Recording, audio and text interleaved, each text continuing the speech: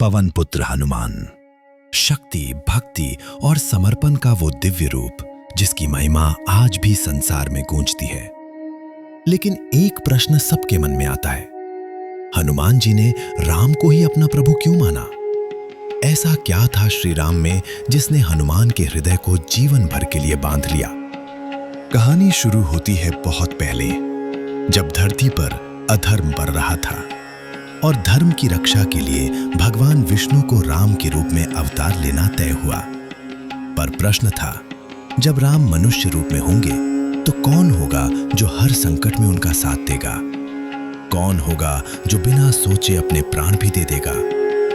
तभी महादेव ने एक दिव्य स्वरूप लेने का निर्णय किया और जन्म हुआ पवन पुत्र हनुमान का।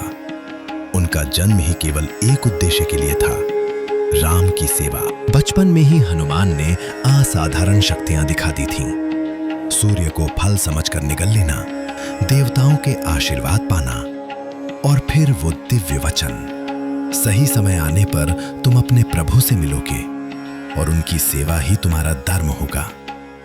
तभी से हनुमान के मन में एक अनजानी खोज शुरू हो चुकी थी, मेरे प्रभु कौन है? फिर एक दिन किष्किंधा के पवित्र जंगलों में हनुमान को दो तपस्वी पुरुष दिखे, राम और लक्ष्मण। जैसे ही हनुमान उनके पास पहुंचे, उनके हृदय में एक अद्भुत शांति उतरने लगी, मानो आत्मा कह रही हो, जिन्हें मैं जन्म से ढूंढ रहा था वे यही हैं। धीमा संगीत उभरता है, राम की विनम्रता, उनकी करुणा, उनकी आंखों में प्रेम हनुमान जी के हृदय को छू गया।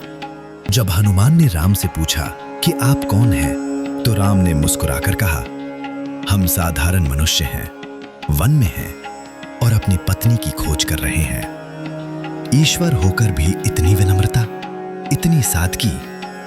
हनुमान जी समझ गए, ये कोई साधारण मनुष्य नहीं, ये वही प्रभु हैं जिनकी सेवा के लिए मैं जन्मा हूं। राम ने हनुमान के सिर पर हाथ रखा और कहा, वानर श्रेष्ठ, तुम मेरे अत्यंत प्रिय हो।